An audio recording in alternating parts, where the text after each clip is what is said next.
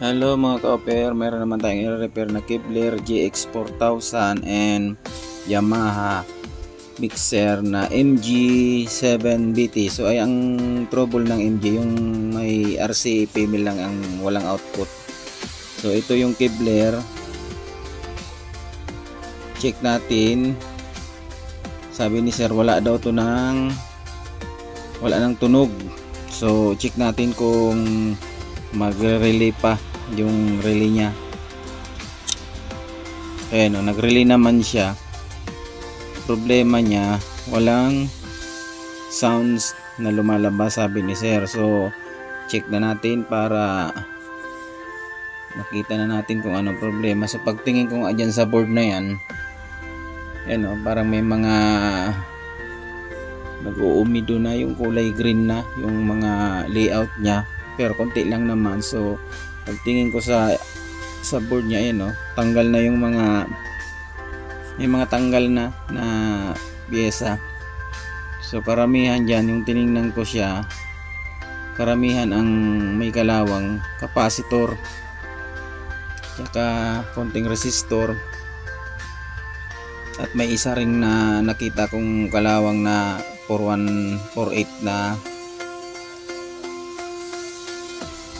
diode.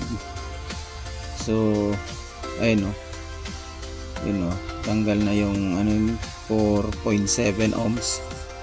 Tapos dito pa yan o, tanggal rin yan o, yung 15k yan eh, 15k tsaka yung capacitor din. Yun lang ang nakita kong may mga problema dyan. So maraming salamat po pala kay Giswe Asupardo ng Buyuan, Legazpi City. Salamat po sir sa itiwala ng iyong unit sir. At huwag din kalimutan mag-subscribe, like and share sa aking Facebook page at YouTube channel, and pahit na rin ng notification bell para updated lagi kayo sa mga i-upload kong videos. Salamat po.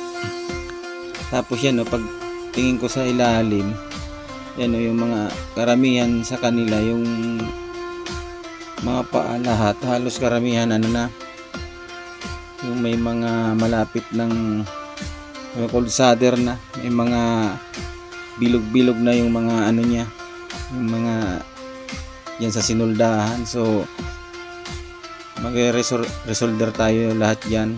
Yan. Tapos ito na, nung nalagyan ko na lahat ng natanggal ko na yung mga parts sa kalawang, nag-audio test ako dyan. Ayan, yan o, yung isa basag. So magtaka ako bakit basag, pero okay naman yung lahat. Na-check ko na lahat, wala naman problema. Yun pala, ayan o, hindi ko napansin, may kulang pala na isang yung transistor na yun na malaki. Ayan o, kulang yung E940. So nung nilagyan ko na ng E940, yan o, tumino na yung tunog niya.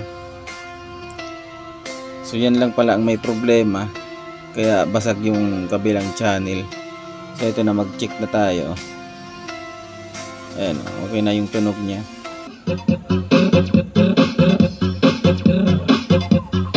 So good na yan.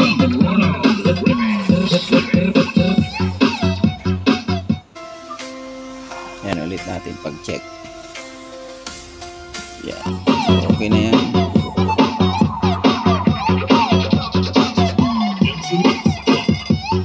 So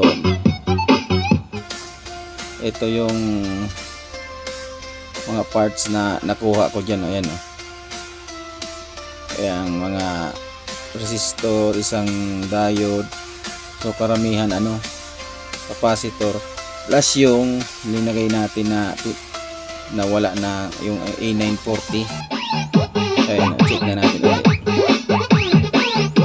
So good na yan. Ayan yung left and right, i-check natin no. Ayan. So okay na yan. Pwede na naman ihataw, pero depende na lang kung sa may-ari kung luludan ng marami.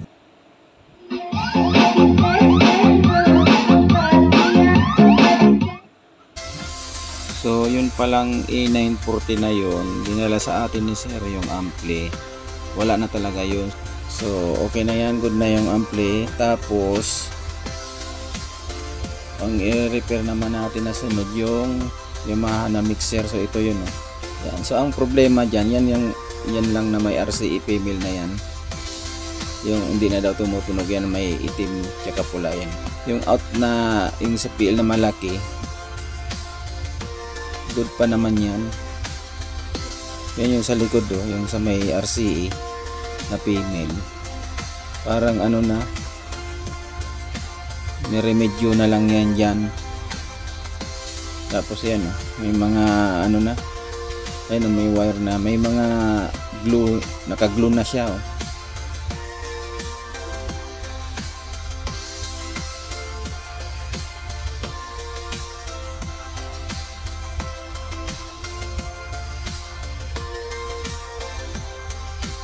Wala akong makuha na gano'n na parts, so nagpalit tayo ibang RCE female.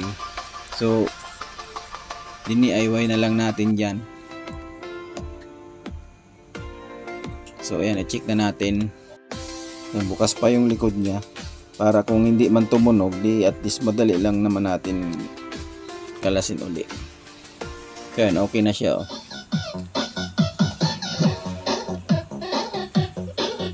So yun lang ang sabi ni sir, walang output yung RCE female na yan. So okay na yan, try pa natin. Yan, so okay na yan.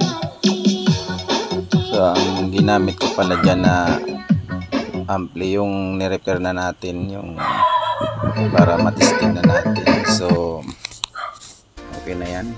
Hanggang dito na lang po ang aking video. Be blessed. Shalom.